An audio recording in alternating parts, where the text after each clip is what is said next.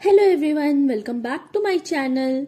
तो जैसा कि हम एक दूसरे से कनेक्ट कर पा रहे होंगे कि जब भी हम डिसाइड करते हैं कि हमें यूपीएससी के एग्जाम के लिए प्रिपेयर करना है तो हमारे माइंड में सबसे पहली क्वेश्चन ये होती है कि हम ऑप्शनल सब्जेक्ट क्या सिलेक्ट करें। तो आज मैं आपको अपनी एक्सपीरियंस एंड टिप्स शेयर करने वाली हूँ कि मैंने कौन से सब्जेक्ट को as my UPSC optional select किया and reason behind it.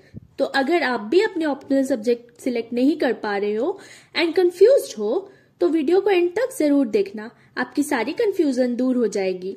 And also please like, share and subscribe my channel ऐसी और इन्फॉर्मेशनल वीडियोस देखने के लिए। तो चलिए शुरू करते हैं। तो आप सबसे पहले यूपीएससी के सिलेबस डाउनलोड करो, क्योंकि आप सिलेबस डाउनलोड करोगे तभी आपको पता होगा कि यूपीएससी कौन से सब्जेक्ट्स एंड कितने सब्जेक्ट्स आपको ऑप्शनल में सिलेक्ट करने के लिए प्रोवाइड करती है। उनमें से आप 5 या 6 सब्जेक्ट जो आपके इंटरेस्ट के हो एंड जो आपको इजी लगते हो उनको शॉर्टलिस्ट कर लो एंड बाकी के सब्जेक्ट्स को आप साइड कर लो। अब कंफ्यूजन रही है 5 या 6 सब्जेक्ट्स में, तो अब मैं आपको बताती हूँ कि इनमें से आप कैसे डिसाइड करोगे कि आपको कौन से सब्जेक्ट एज एन ऑप्शन लेना है। तो उसके बाद आप इन 5 सब्जेक्ट की जो भी आपने शॉर्टलिस्ट की है उनके सिलेबस को एकदम डिटेल्ड वे में देखो कि कितने टॉपिक्स आपको पढ़ने हैं, इनका सिलेबस कितना लेंदी है एंड ये टॉपिक्स आपके जीएस के पेपर से ओवरलैप कर रहे हैं। बिकॉज अगर आपके कुछ टॉपिक्स जीएस के पेपर से ओवरलैप करेंगे तो उससे क्या होगा ना, जब आप ऑप्शनल के लिए प्रिपेयर करोगे तो कुछ हद तक आपके जीएस के पेपर्स भी साथ साथ प्रिपेयर होते जाएंगे। तो ये भी एक इम्पॉर्टेंट फैक्टर होता है ऑप्शनल सिलेक्ट करने में। सिलेबस एनालाइज करने के बाद आप अपनी जीएस की स्टडीज स्टार्ट कर दो। मैंने भी यही किया था। जब मैंने शॉर्टलिस्ट कर लिया एंड सिलेबस देख लिया ऑप्शनल सब्जेक्ट के, उसके बाद मैंने इनको साइड कर दिया एंड मैंने अपनी क्लासेस वाजीराम में स्टार्ट कर ली। क्लासेस स्टार्ट करने से ये होता है ना कि जो भी सब्जेक्ट आप पढ़ रहे हो ना जीएस में, वो कहीं ना कहीं ऑप्शनल में भी आपके मैच करते हैं।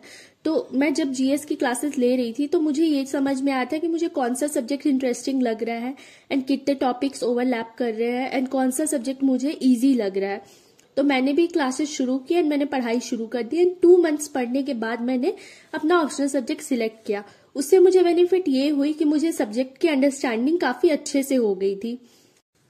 तो आप भी एकदम तुरंत से मत डिसाइड करो कि कौन सा सब्जेक्ट आपको ऑप्शनल लेना है। आप भी कुछ रिसर्च करो, कुछ दिन सब्जेक्ट्स को पढ़ो एंड उसके बाद डिसाइड करो कि आपको कौन सा सब्जेक्ट ऑप्शनल लेना है। क्योंकि जैसा कि हमें पता है ऑप्शनल काफी इंपॉर्टेंट रोल प्ले करती है यूपीएससी के एग्जामिनेशन में।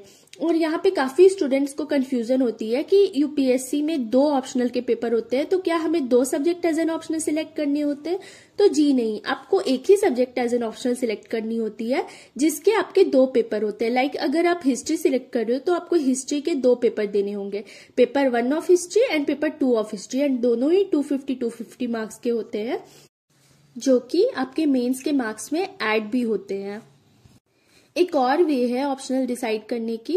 अगर मान लो आप कोचिंग नहीं ले रहे हो एंड आपको बहुत ज्यादा कंफ्यूजन है, तो आपने जो भी सब्जेक्ट शॉर्टलिस्ट किए हैं ना उनके एनसीईआरटीज ले आओ एंड उनके एनसीईआरटीज को आप रीड करो। तो एनसीईआरटीज रीड करने से काफी कुछ आपके माइंड में क्लियर हो जाएगा कि आपको कौन से सब्जेक्ट अच्छे से समझ में आ रही हैं। तो मैंने जब डिसाइड किया था, मैंने जब शॉर्टलिस्ट किया था तो मैंने ये 4 सब्जेक्ट शॉर्टलिस्ट किया था फॉर माय ऑप्शनल। मैंने फर्स्ट हिस्ट्री रखा था, सेकंड ज्योग्राफी रखा था, third political science and international relation रखा था एंड फोर्थ सोशियोलॉजी रखा था।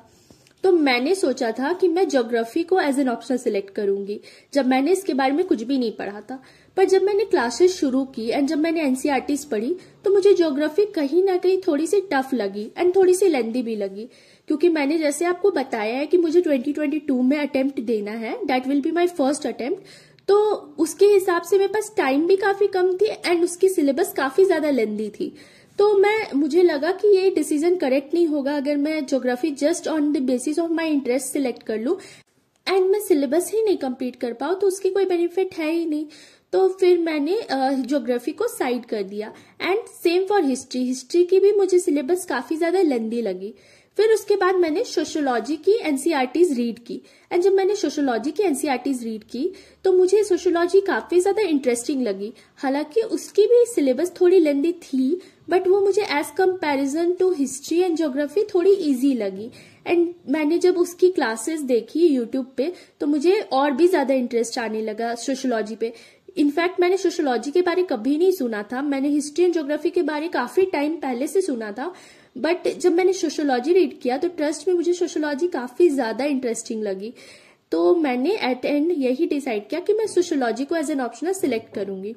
तो मैंने ये सारे ट्रिक्स एंड टिप्स अपना के सोशियोलॉजी को एज एन ऑप्शनल सिलेक्ट किया।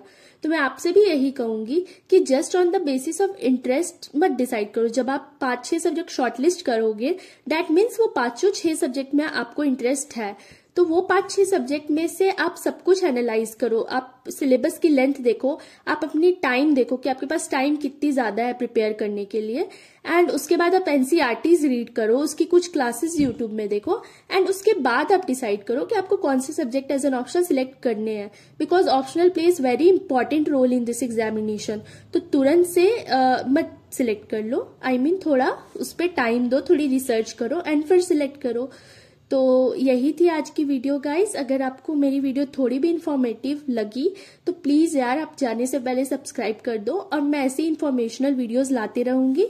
तो please guys like share and subscribe my channel. Okay, bye bye, take care.